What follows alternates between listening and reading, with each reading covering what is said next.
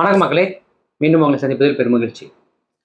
Mister X இந்த படத்தோட one line என்னன்னு பார்த்தீங்க அப்படின்னா, நம்ம விஜயகாந்த் காலத்துலலாம் வந்து தீவிரவாதிகள் கிட்ட இருந்து எப்படி போராடி நம்ம நாட்டை காப்பாற்றுவார் அந்த மாதிரி ஒரு பேசிக்காக அந்த மாதிரி ஸ்டோரி தான். பட் இப்போ ரீசெண்டாக இந்த ஸ்பை ஆக்ஷன் த்ரில்லர்ஸ் அப்படின்ற விஷயங்கள் நிறைய கேள்விப்படுறோம். பாலிவுட் ஸ்டைலெலாம் நிறைய படங்கள் வந்திருக்கு, ஹாலிவுட்ல ஏகப்பட்ட படங்கள் வந்திருக்கு.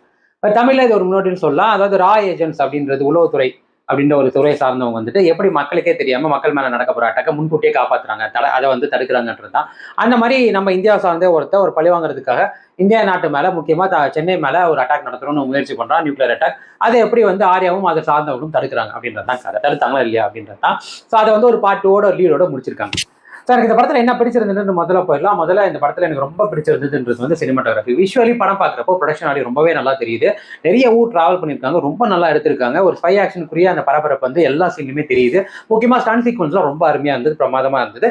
So talking about stunt sequence எனக்கு அடுத்து பிடிச்சிருந்தது அதுதான்.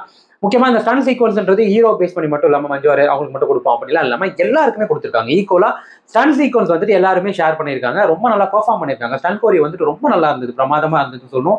நிறைய இடங்கள்ல வந்துட்டு ரொம்ப தத்ரூபமாக இருந்தது, எதுவுமே பெருசாக டூப் போட்ட மாதிரி எங்கேயுமே வந்து ஃப்ளாவே தெரியல. ஸோ ஸ்டன் சீக்வன்ஸ் ரொம்ப நல்லா இருந்தது. ஸோ இது ரெண்டுத்துக்கும் வலு சேர்த்ததுன்றது வந்து பேக்ரவுண்ட் ஸ்கோர், இசை வந்து ரொம்ப பெரிய வலு சேர்த்திருக்கு படத்துக்கு. பாடல்கள்ன்றது பெருசாக நம்மளுக்கு அங்கங்கே வர இடங்கள் பெருசாக அது ஒரு தொய்வாக தான் தெரிஞ்சது ஒழிய பேக்ரவுண்ட் ஸ்கோர் இந்த படத்துக்குரிய ஒரு பரபரப்பை நம்மளுக்கு ரொம்ப ஈஸியாக நம்மளுக்கு வந்து அதை எலிவேட் பண்ணி கொடுத்ததுன்னு சொல்லணும். நிறைய இடங்கள்ல அந்த ஸ்டன் சீக்வன்ஸை மேலும் ரொம்ப பரபரப்பாக்குனது மியூசிக் தான். ஸோ மியூசிக் ஒரு பெரிய பங்காற்றி இருக்கு. ஸோ நாலாவது இந்த படத்தில் நடித்த நடிகர்கள் ஏகப்பட்ட பேர் இருக்காங்க. Starting from Arya. ரொம்ப நாள் கழிச்சு ஆர்யாவை அவருக்கு ஏற்ற மாதிரி ஒரு கேரக்டர்ல பார்க்க முடிஞ்சது. அவரோட பிசிக் ஏற்ற மாதிரி, அவரோட பாடி லாங்குவேஜ் ஏற்ற மாதிரி ரொம்ப அருமையான ஒரு கேரக்டர்.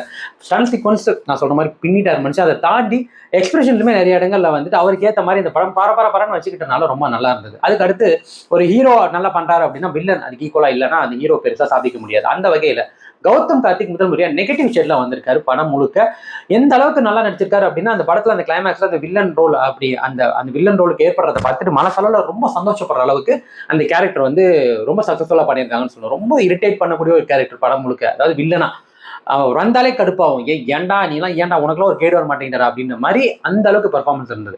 ஸோ அதுக்கப்புறம் மஞ்சு வாரியர் மேம் ஆல்ரெடி இந்த மாதிரி நிறைய கேரக்டர்ஸ் அவங்க பண்ணிட்டாங்க. பட் ஸ்டில் இந்த படத்துலையும் அவங்களோட பெஸ்ட்டை கொடுத்துருக்காங்கன்னு சொன்னோம். ஒரு பெர்ஃபார்மன்ஸாக இருக்கட்டும், அதே தாண்டி ஸ்டன் சீக்வன்ஸாக இருக்கட்டும், ரெண்டு திரும்ப பின்னிட்டாங்க. அதை தாண்டி வர கேரக்டர்ஸ் ரைசா வில்சனா இருக்கட்டும், துலியாவா இருக்கட்டும், அனாகாவா இருக்கட்டும், எல்லாருமே அவங்களுக்கு கொடுத்த வேலையை நல்லா சிறப்பாக பண்ணாங்க. அதை தாண்டி சரத்குமார் சார் கொஞ்ச நேரமே வந்திருந்தாரு பார்ட் 1ல. பட் பார்ட் 2ல அவரை சுற்றி தான் படம் அப்படின்றது பார்ட் 2 முடியும் போது தெரிஞ்சது. பார்ட் 1ல அவர் கொடுத்த வேலையை பார்த்தாரு. அதை தாண்டி காளி வெங்கடா இருக்கட்டும், ஜெயபிரகாஷ் அவர்களாக இருக்கட்டும், எல்லாருமே சிறப்பாக பண்ணியிருந்தாங்க. இதுக்கு அடுத்து இந்த படத்துல எனக்கு எங்க குறையா தெரிஞ்சது, இதை இன்னும் பெட்டரா பண்ணிருக்கலாம் அப்படின்றது வந்து சீரிஸ் ரைட்டிங் தான். ஃபர்ஸ்ட் ஆஃப் ஆல் மனோநாத் அவர்களுக்கு இந்த மாதிரி ஒரு ஸ்பை ஆக்ஷன் த்ரில்லர் படம் எடுக்கணும் அப்படின்ற விஷயத்தை எடுத்ததுக்கு அப்புறம் நிறைய ரிசர்ச் பண்ணியிருப்பார் போல. ஸோ நிறைய ஸ்பை ஆக்ஷன் படங்கள் பார்த்து அதுல இருந்து எவ்வளவு விஷயங்கள் நம்ம புதுசா பண்ணணும்னு ட்ரை பண்ணியிருக்கிற முயற்சி பண்ணியிருக்காரு. நிறைய இடங்கள்ல புதுசா தெரிஞ்சாலும் தொடர்ந்து இந்த மாதிரி ஸ்பை ஆக்ஷன் ஹாலிவுட்லயும் பாலிவுட்லயும் பாக்குறவங்களுக்கு அது ரொம்ப பெருசா டிஃபரன்ஸ் தெரிய போறது இல்லை. ஸோ ரைட்டிங்லாம் அது பாக்குறப்போ தமிழ்ல பாக்குறதுனால அது கொஞ்சம் ஃப்ரெஷ்ஷா பாக்குறவங்களுக்கு புதுசா இருந்திருக்கும், நல்லாவும் இருந்தது. பட் அதை தாண்டி இந்த மாதிரி ஸ்பை ஆக்ஷன் படங்களும் ரொம்ப முக்கியமானது. ஸ்கிரீன் பிளே ரொம்ப ஃபாஸ்டா இருக்கணும். எந்த இடத்துலையுமே பெருசா அடிக்கடி இந்த ஹீரோ வில்லன் வந்துட்டு ஒரு கேட் அண்ட் பாஸ் கேம் மாதிரி தான் இருக்கணுமே ஒழிய எப்பவுமே வந்து வில்லன் வந்து ஜெயிச்சுட்டே இருக்கிற மாதிரி இருந்தாலே வந்து அது ஒரு மாதிரி, அது பழைய படங்கள்லயே அது பெரிய ஒரு டிராபேக்கா தான் இருந்தது. பட் அந்த காலத்துல அது ஒர்க் அவுட் ஆச்சு. பட் இந்த காலத்துல அது பெரிய டிராபேக்கா இருக்கும். ஏன்னா ஹீரோ கொஞ்சம் கூட புத்திசாலி இல்லாம ஒரு அளவுக்கு போற அளவுக்கு அவன் எப்படி பெருசா வந்திருப்பான், கொஞ்சம் கூட புத்திசாலித்தனம் இல்லாம. அந்த ஒரு விஷயம் இருக்குல்ல. பட் படத்துல நிறைய அந்த மாதிரி நிறைய லாஜிக் லூப் ஹோல்ஸ்ன்றது ஏகப்பட்டது இருக்கும். சரி, படங்கள் லாஜிக் பார்க்க கூடாது தான். பட் இந்த மாதிரி ஸ்பை படங்கள் வரும்போது ஓரளவுக்கு பேசிக்கா அங்க என்ன நடக்குதோ அந்த துறை சார்ந்த லாஜிக்லாம் இருக்கும்ல, அதெல்லாம் கூட இல்லாம ஏகப்பட்ட லாஜிக்கல் லூப் ஹோல்ஸ். அதை தாண்டி லவ் ஸ்டோரின்னு ஒன்று வைக்கணும், அதுக்கு ஒரு பாட்டு வைக்கணும்னு ஒரு பாட்டு. அதை தாண்டி ஆர்யாக்கு ஒரு ஃபிளாஷ்பேக், கௌதம் கார்த்திக் ஒரு ஃபிளாஷ்பேக், அதெல்லாம் தேவையே இல்லை. ஒரு வில்லன்னா அவனுக்கு ஒரு காரணம் இருக்கணும், எதுக்கு தேவை கிடையாது. அவன் வில்லன், அவ்வளவுதான், முடிஞ்சிருச்சு. அதே மாதிரி ஆர்யாவுக்கு அவர் பேக் ஸ்டோரி, அவன் ஃபேமிலி என்ன நடந்ததுன்னு காட்டுறதுக்கு அவ்வளோ பெரிய ஃபிளாஷ்பேக் தேவையா அப்படின்றது ஒன்று. ஏன்னா திருப்பி ரிப்பீட்டடாகவும் அதே எகன் பார்க்குற மாதிரி இருக்கு. அதோட சரத்துக்கும் ஒரு ஃபிளாஷ்பேக், அப்பா சாமி போதுண்டா ஃபிளாஷ்பேக் அப்படின்ற மாதிரி இருந்தது. இதெல்லாம் தாண்டி கிளைமேக்ஸ் என்ன ஆக போகுதுன்னு ஒரு பரபரப்பு போகணும்ல. அந்த பரபரப்பு நம்மளுக்கு ஆல்மோஸ்ட் என்ன நடக்க போகுதுன்னு ஓரளவுக்கு ப்ரெடிக்ட் ஆனதுக்கப்புறம் அது எவ்வளோ தூரத்துக்கு ட்ராக் பண்ண முடியுமோ அவ்வளோ தூரத்துக்கு அவளுக்கு தேவை கிடையாது. எவ்வளோ சீக்கிரம் முடிக்க முடியுமோ அவ்வளோ சீக்கிரம் முடிச்சிருக்கணும்.